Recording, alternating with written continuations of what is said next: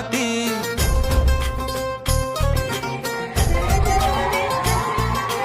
मानमनी अभिमान मनाची शान खुल्या आसमानी, शान खुल्या आसमानी. हा रंग चढू दे, ही झिंग चढू दे. तुमच्या प्रत्येकाच्या टीम मध्ये आज शेकडो हजारो लोक काम करतात. तुम्ही